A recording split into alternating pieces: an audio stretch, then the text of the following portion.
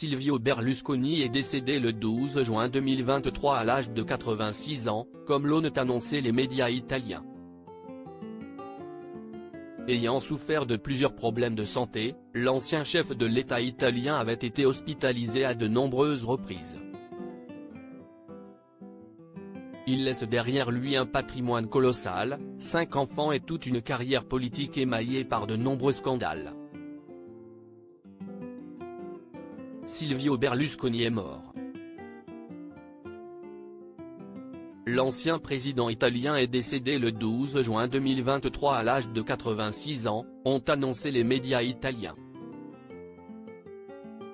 Atteint d'une leucémie, l'homme politique avait été hospitalisé le 9 juin 2023, officiellement pour des contrôles prévus. En janvier 2022, il avait séjourné au San Raffaele pour traiter une infection urinaire. Un an plus tôt, il avait été hospitalisé pour des problèmes d'arythmie cardiaque à Monaco. En septembre dernier, il avait déjà été interné une dizaine de jours à Milan en raison d'une infection pulmonaire liée à la Covid-19. Opéré au printemps 2019 par des médecins de l'hôpital San Raffaele pour une occlusion intestinale, il avait subi une opération à cœur ouvert dans le même établissement milanais en juin 2016. Surnommé l'immortel pour sa longévité en politique aujourd'hui, on se rappelle de Silvio Berlusconi comme d'un personnage haut en couleur doté d'une vie marquée de scandales. Passionné par le bling-bling, les soirées et les jeunes femmes, l'ancien président italien n'a pas toujours eu bonne image.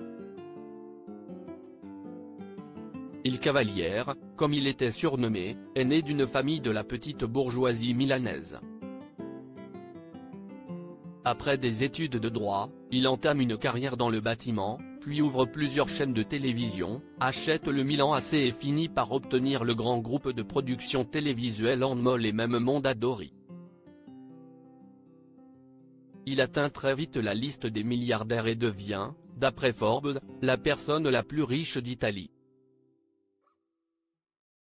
Anticommuniste, le milliardaire soutient d'abord un parti d'extrême droite avant de fonder son parti de centre-droit, Forza Italia, en 1994. Avec un programme populiste, engagé contre la criminalité organisée et concentré sur les travailleurs, il remporte la majorité absolue à la Chambre des députés. En seulement 2 mois, Forza Italia devient la première force politique du pays. Il restera plus de 9 ans à la présidence du Conseil de la République italienne.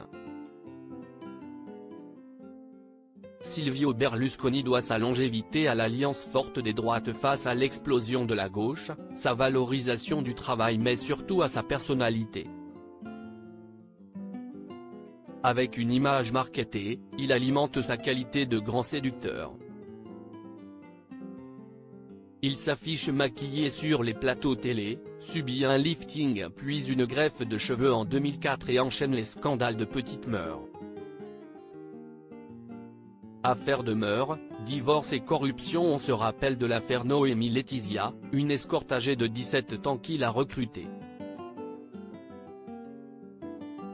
Après avoir participé à la fête de ses 18 ans, Silvio Berlusconi est mêlé dans une large polémique, son épouse Veronica demande le divorce et annonce au passage que son mari fréquente des mineurs. Après plusieurs autres affaires et la révélation d'une trentaine de travailleuses du sexe payé, Silvio Berlusconi écope de 7 ans de prison en première instance et d'une inéligibilité à vie. Il est finalement acquitté en appel. Inculpé pour corruption, il avait acheté pour plusieurs millions le vote d'un député de l'opposition, fraude fiscale ou encore abus de biens sociaux dans l'affaire Mediaset. Silvio Berlusconi aura toujours échappé à la prison. Aujourd'hui, Silvio Berlusconi laisse derrière lui 5 enfants.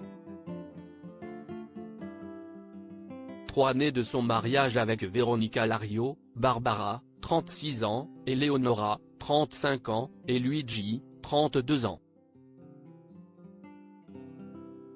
Marié de 1965 à 1985 à Carla Elvira Dall'Olio, il était devenu père de 2 enfants, Pierre Silvio, 51 ans, et Marina, 54 ans, considérée comme l'une des plus grandes femmes d'affaires d'Italie.